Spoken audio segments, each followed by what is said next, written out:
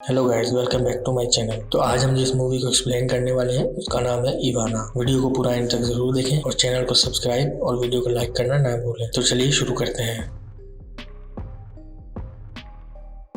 तो दोस्तों, कहानी की शुरुआत इंडोनेशिया के एक छोटे गांव से होती है और ये साल है 1943। दोस्तों, 1943 के आसपास इंडोनेशिया में काफी डच और जापानीज लोग रहते थे जो इंडोनेशियंस को अपनी फैमिली की तरह ही मानते थे। लेकिन जापानीज को इंडोनेशियन और डच ज्यादा पसंद नहीं थे, इसलिए एक इंडोनेशियन सोल्जर्स ने एक डच फैमिली और वहाँ के आसपास के कुछ लोगों को जान से मार दिया था। और इन्हीं में से हम एक डच वुमेन को देखते हैं जिसका नाम है इवाना। वो जापानीज सोल्जर से किसी तरह बच बचा के भाग रही होती है और जापानीज के कब्जे में फंसे हुए इंडोनेशियन की भी जान बचा रही थी, जिनमें से एक उसका बॉयफ्रेंड था। फिर भी इवाना को जापानीज सोल्जर पकड़ लेते हैं और अपने लीडर मात्सुया के पास ले जाते हैं। मात्सुया भी इवाना को जानता था। यहाँ हमें पता चलता है कि मात्सुया और इवाना दोनों दोस्त थे। इवाना ने ही उसको वहाँ रह रहे डच और इंडोनेशियन लोगों के बारे में बताया था ताकि वो उन लोगों की मदद कर सके। लेकिन मात्सुया ने वहाँ आकर उन सब लोगों को जान से मार दिया था जो उसके खिलाफ जा रहे थे। वहाँ से इवाना और उसका बॉयफ्रेंड फिर से भागने की कोशिश करते हैं, लेकिन मात्सुया उन्हें पीछे से शूट कर देता है और सीन शिफ्ट होता है और 1993 का साल दिखाया जाता है। यहाँ हम दो नए कैरेक्टर्स को देखते हैं जो कि इस मूवी के लीड कैरेक्टर्स हैं, एम्बर और उसका छोटा भाई दिका। उन दोनों के पेरेंट्स थोड़ा ही टाइम पहले एक एक्सीडेंट में मर गए थे और यही नहीं, कुछ वक्त पहले एम्बर की आंख का एक ऑपरेशन हुआ था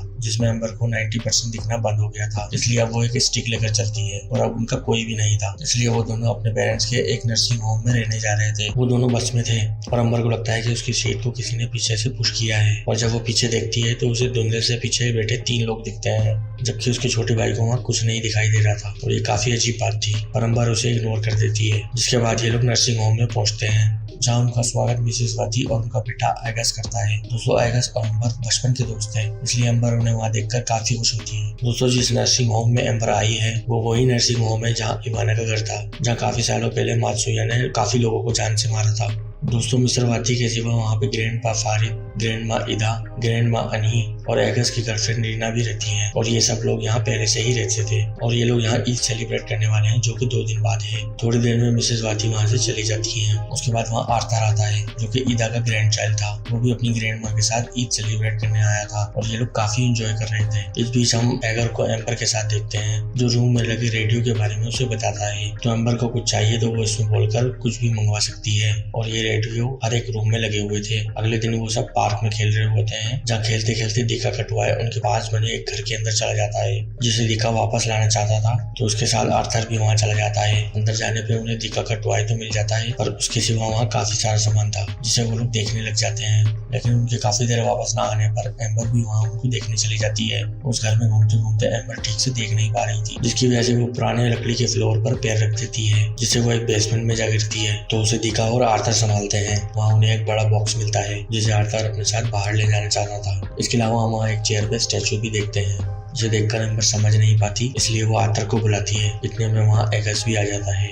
एगस इस घर में काफी सालों से रह रहा था, लेकिन उसे ये नहीं पता था कि वहाँ एक बेसमेंट भी है। अब वो लोग उस बॉक्स को लेकर वहाँ से बाहर निकल जाते हैं और जब एम्बर वहाँ से जा रही थी तो वो स्टैचू में खड़ा होकर उसका गला दबाने आ रहा था। पर एम्बर जैसे ही मुड़ती है तो वो स्टैचू वापस अपनी जगह पर बैठ जाता है, जिसका एम्बर को पता नहीं चलता। वहाँ से वो लोग उस बॉक्स को लेकर लिविंग रूम में खोलते हैं। इस बॉक्स में वहाँ पहले रहने वाले लोगों का सामान था। उसमें इवाना की एक डायरी, एक रिकॉर्ड और कुछ फोटोज थी। इसके अलावा इसमें और भी काफी सारी चीजें थी। अब वो लोग उस सारे सामान को निकाल कर चेक करने लगते हैं, जिसमें ग्रैंडपा इवाना की डायरी पढ़ते हैं जिसमें लिखा हुआ था कि इवाना का एक यंग ब्रदर था जिसको कत्ल कर दिया गया था और उसकी माँ बीमारी से मर गई थी और उसके पिता ने खुदकुशी कर ली थी। और हमें यहाँ ये भी पता चलता है कि इवाना को एक जैपनीज कम्फर्ट बना दिया गया था। जिसके बाद आर्थर उस रिकॉर्ड को ग्रामोफोन पे चला देता है जिसपे वो सब डांस करने लगते हैं। पर ये सब करना आनी को बिल्कुल ठीक नहीं लगता, इसलिए उसकी फाइट इधर से हो जाती है क्योंकि आनी को लगता है कि किसी और के सामान को नहीं छूना चाहिए, खासकर जब वो बहुत साल पुराना हो, क्योंकि उस सामान में कुछ हो सकता है। इसके बाद हम देखते हैं कि वहाँ काफी रात हो गई थी और अब वहाँ लाइट भी चली जाती है, लेकिन वो डेली शेड्यूल पावर कट था। उसके बाद वहाँ बहुत तेज बारिश भी शुरू हो जाती है और साथ ही में तेज बादल गरजने लगते हैं। थोड़ी देर एंजॉय करने के बाद वो लोग अपने अपने कमरों में चले जाते हैं। उन सबके जाने के बाद हम देखते हैं कि उनके घर में कोई घुस आया है। एगस और रीना किचन में ईद के लिए खाना तैयार कर रहे थे, तभी उन्हें काफी तेज आवाज सुनाई देती है। वो चेक करने के लिए वहाँ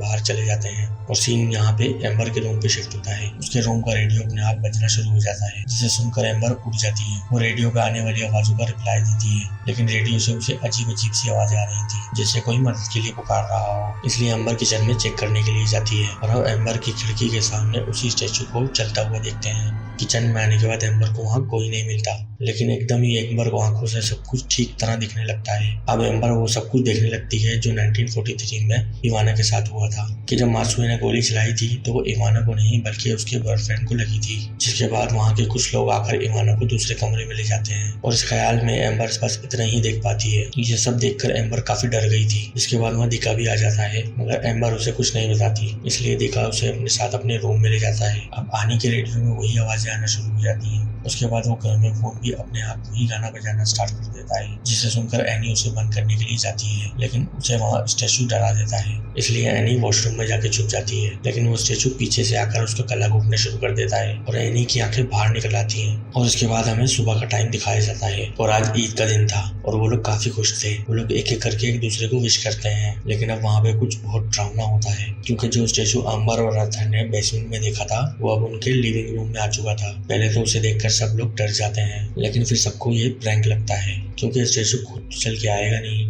उनको लगता है कि ये मजाक आर्थर का है, क्योंकि वही था जो सबके साथ प्रैंक कर रहा था। जबकि आर्थर इस बात से इनकार कर देता है और कहता है कि वो उसे वहां नहीं लाया, पर कोई भी उसकी बात पे यकीन नहीं करता। लेकिन अब एम्बर काफी परेशान थी, क्योंकि जो उसने रात को देखा था उसे वो सब कुछ समझ नहीं आ रहा था और अब वो स्टैचू भी वहाँ था, इसलिए वो सारी बातें ग्रैंडपा के साथ शेयर करती है। और यहाँ हमें यह पता चलता है कि जब से एम्बर का ऑपरेशन हुआ है उसे ठीक से नजर नहीं आता, लेकिन अब वो उन सारी चीजों को देख सकती है जिसे कोई नहीं देख पाता। लेकिन एम्बर को ये सिर्फ 10% ही दिखता है। ये सुनकर ग्रैंडपा इवाना की डायरी निकालते हैं, जिसमें उन्हें इवाना की कुछ फोटोज मिलती हैं और एक फोटो में वो मात्सुया के साथ भी थी। अब डायरी पढ़ते पढ़ते उन्हें ये बात पता चलती है कि इवाना को एक एज अ कंफर्ट वुमेन के तौर पे यूज किया गया था और उसे उन्हीं लोगों ने धोखा दिया जिन्हें वो अपना मानती थी, और वही लोग बाद में उसे मात्सुया के पास ले गए थे। इन सब बातों के बीच में उन्हें आनी याद आती है, जो वहाँ अभी तक नजर नहीं आई थी। इसलिए रीना उन्हें ढूंढने उनके रूम में जाती है, जहाँ उसे आनी नहीं मिलती। इसलिए सारे लोग उसे ढूंढना शुरू कर देते हैं और एम्बर भी उसे ढूंढ रही थी। तभी एम्बर को वॉशरूम से पानी बहने की आवाज आती है और वो जब अंदर जाके देखती है तो उसे वहाँ आनी मिलती है, लेकिन धुंधला दिखने की वजह से वो समझ नहीं पा रही थी, इसलिए वो उसे छूकर महसूस करती है। तो उसे पता चलता है कि आनी का सिर कटा हुआ था। उस स्टैचू ने आनी का सर अलग कर दिया था और जब ये एम्बर को महसूस होता है तो वो जोर से चिल्लाती है। उसकी चीख सुनकर फौरन सब लोग वहाँ आ जाते हैं और वो लोग एनी को देखकर रोने लगते हैं। थोड़ी देर बाद आर्थर और ईदा वहाँ से जाने के लिए तैयार थे, क्योंकि आनी का मर्डर हो गया था और उनके हिसाब से वो किलर अभी वहाँ घूम रहा है जिसने आनी को मारा है।